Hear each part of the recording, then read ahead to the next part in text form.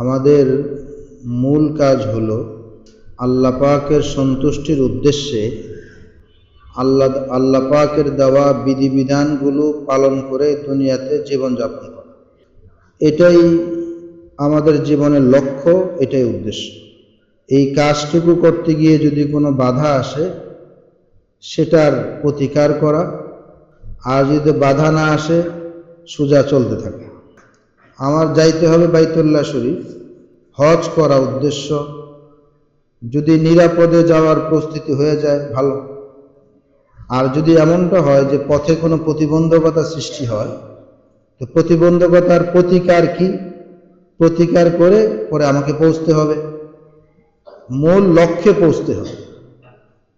আমাদের জীবনের মূল লক্ষ্য আল্লাহ পাকের সন্তুষ্টির উদ্দেশ্যে আল্লাহ পাকের দেওয়া বিধিবিধানগুলো নিজের জীবনে বাস্তবায়িত করা এবং নিজের অধীনস্থ সংশ্লিষ্ট ব্যক্তিবর্গ যারা, তাদের মধ্যেও সেটাকে বাস্তবায়ন করার চেষ্টা করা।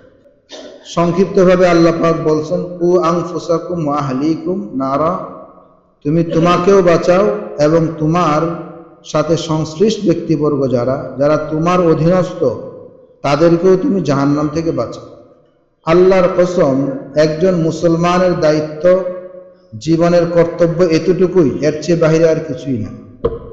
যেই বান্দা এতটুকু করলো, সে দুনিয়ার জীবন পার হওয়ার পরে নিশ্চিত সে জান্নাতে গিয়েই পৌঁছবে। বাকি যদি এমনটা হয় এই আমল করার ক্ষেত্রে কোনো প্রতিবন্ধকতা, কোনো বাধা সামনে আসে, তো সেখানে আমরা কি করব, এই জায়গায় আমাদের একটু সমস্যা হয়। এই ব্যাপারে রাসূলুল্লাহ সাল্লাল্লাহু আলাইহি ওয়াসাল্লাম বহু বছর আগে, সে 1400 বছর আগে দিক নির্দেশনা দিয়ে গেছেন।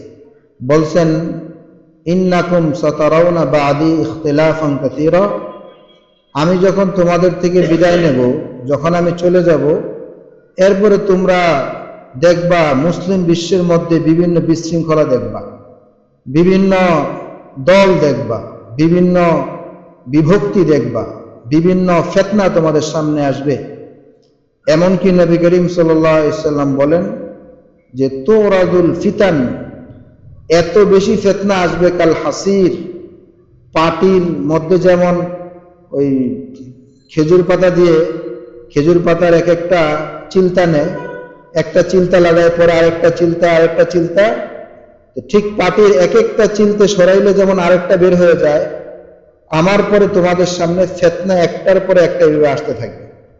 কেউ যদি আমরা ধারণা করি যে না ফিতনা একদম নির্মূল হয়ে যাবে, এটা বাস্তবতা বহির্ভূত চিন্তা চেতনা। কারণ কিয়ামত পর্যন্ত একটার পর একটা ঝামেলা ফিতনা আসতেই থাকবে। এই ফিতনার মধ্যেই আমাকে নিরাপদভাবে ইসলামের উপর চলার পদ্ধতি সেটা গ্রহণ করে নিরাপদে ইসলামটা নিয়ে দুনিয়া থেকে চলে যাওয়া, এতটুকুই আমাদের কাজ।